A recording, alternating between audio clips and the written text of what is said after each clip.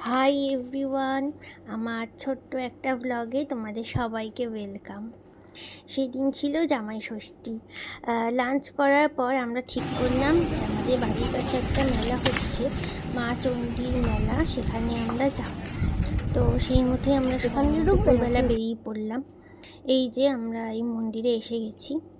এই মন্দিরটা হচ্ছে অনেক পুরনো, আমি ছোটোবেলা থেকে এই মন্দিরটা দেখছি। কয়েক বছর হলো এই মন্দিরটা নতুন করে রেনোভেট করা হয়েছে। এখানে আরও অনেক ছোট ছোট মন্দির হয়েছে ভেতরে। এটা হচ্ছে ঢোকার মানে মেন গেট, এই দিকগুলো একটু সাজানো ছিল। এটা হচ্ছে মেন মন্দিরটা, এইটা হচ্ছে মঙ্গলচণ্ডী ঠাকুর। এটা আমরা ছোটোবেলা থেকেই দেখে আসছি। এটা হচ্ছে আমার দিদির ছেলে, শিব মন্দিরে গিয়ে ঘন্টা বাজাচ্ছে। এর পাশেও ছিল আরও অনেকগুলো মন্দির। এই মন্দিরটা হচ্ছে বজরংবলীর মন্দির। এই ঘন্টাটা অনেকটা উঁচুতে ছিল, কিছুতেই বাজাতে পারছিল না, কিন্তু ও সেই চেষ্টাটাও ছাড়ছিল না, ও বাজিয়েই ছাড়বে। পরেরটা আরোই হবে গেছে।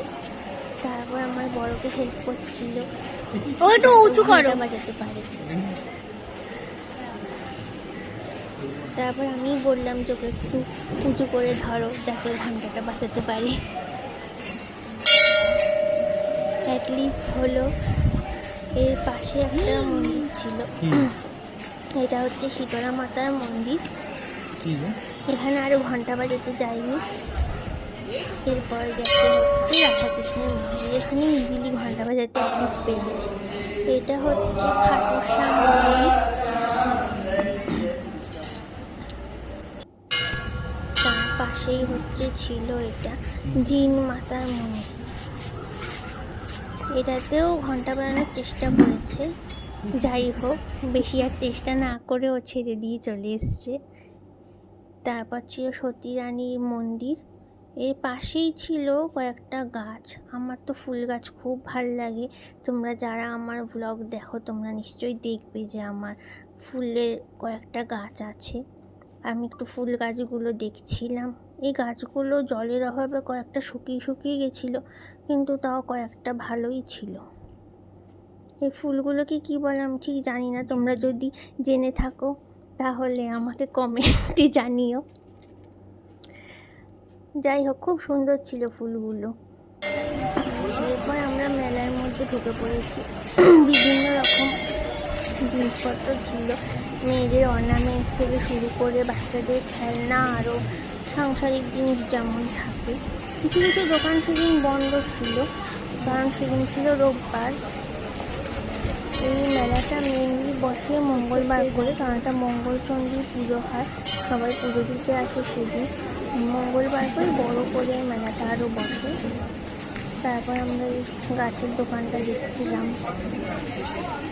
আরও বিভিন্ন রকম দোকানগুলো একটু ঘুরে ঘুরে দেখলাম।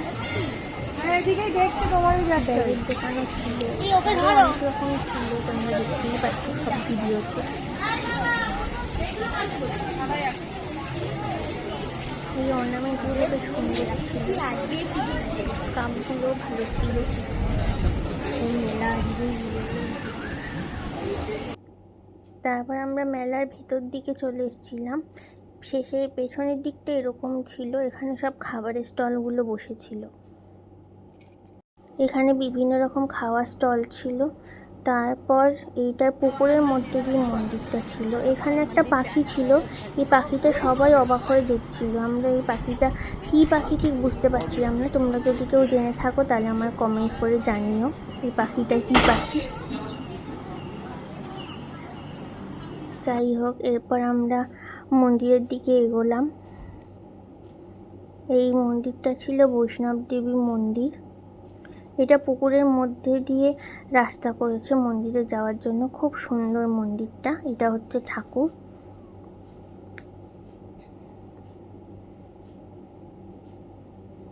এখান থেকে আমরা বেরিয়ে আবার মেলায় গেলাম, গিয়ে গাছের দোকানে গেছিলাম, কোনটা নেব ঠিক করতে পারছিলাম না, তারপর একটা চয়েস করলাম। তোমরা যদি বুঝতে পেরে থাকো কোনটা নিয়েছি কমেন্টে জানিও। সেদিন কিন্তু ছিল প্রচুর গরম, ফেরার পথে একটু ঠান্ডা কিছু খাওয়ার দরকার ছিল, তাই আমরা এইটা খেলাম। খাওয়া দাওয়া শেষ করে এবার আমরা ফিরছিলাম রিক্সা করে আবার।